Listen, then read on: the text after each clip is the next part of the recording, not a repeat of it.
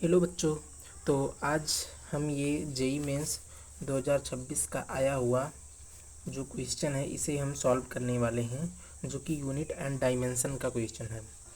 तो इसे हम कैसे शुरुआत करेंगे। देखिए, इसको हमें देखना है कि हमारी आसानी कहाँ से होगी। जैसे देखिए, प्लैंक कांस्टेंट, सबसे पहले ये हमें आता है कि energy equal to H new.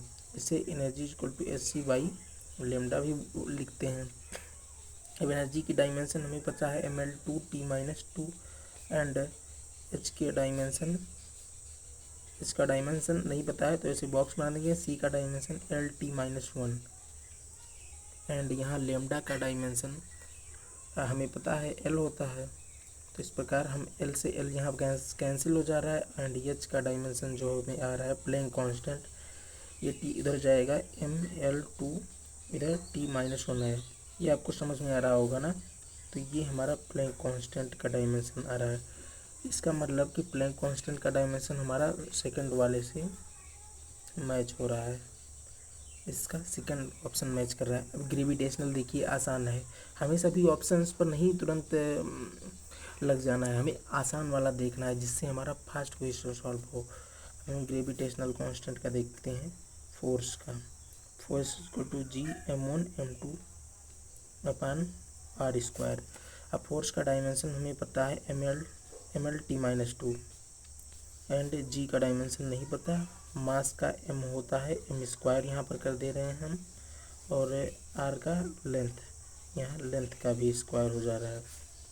अब इसका जी का डायमेंशन और इसे हम ट्रांसपोज कर दे रहे हैं, तो m इधर जाएगा, तो ये m के पावर -1 l पर क्यूब एंड t-2। अब इसे देखिए ऑप्शन में हम मैच करते हैं, तो हमें ये वाला कहाँ पर मिल रहा है, ये वाला हमें यहाँ पर देख रहे हैं तो मिल जा रहा है। तो इसका फर्स्ट ऑप्शन हो जाएगा। अब देखिए, जो हमारे ऑप्शंस में दिए गए थे वो दो ऑप्शन से काम नहीं बन रहा था, तो हमें एक ऑप्शन और लगाना पड़ेगा। चलिए हम इसे स्टीफन कांस्टेंट का ही लगा लेते हैं।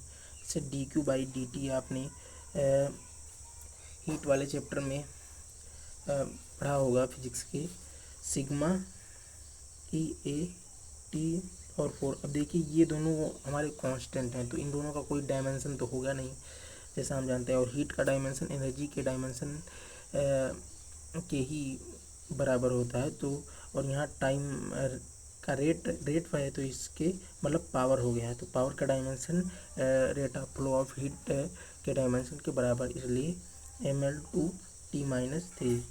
देखिए, आपको ये बेसिक्स डायमेंशन तो याद करने ही पड़ेंगे, जैसे लेंथ मीटर, और इसके अलावा फोर्स हुआ, वेलोसिटी, और इसका के रख देंगे। इन सब का बेसिक डायमेंशन आप याद कर लेंगे, फिर आपका ये सिग्मा, यानी ये हमारा है स्टीफेंस कांस्टेंट, ये ml2t-3 के पावर -4। अब देखिए, ये हमारा सिग्मा यानी स्टीफन कांस्टेंट का डायमेंशन हमारा कौन सा हो गया, ये हो गया हमारा स्टीफन कांस्टेंट का डायमेंशन, हमारा फोर्थ ऑप्शन हो गया। अब देखिए, एक ही ऑप्शन बचा, तो इसमें हमें क्या ही सॉल्व करना होगा, हम डायरेक्ट लगा दे रहे हैं कि थर्ड ऑप्शन। इस प्रकार हमें इसका, जबकि हमें गैस कांस्टेंट का फर्स्टली डायमेंशन निकालना पड़ेगा, फिर हम बोल्ट्जमैन कांस्टेंट का निकालेंगे, इसलिए समझदारी से काम लेना है।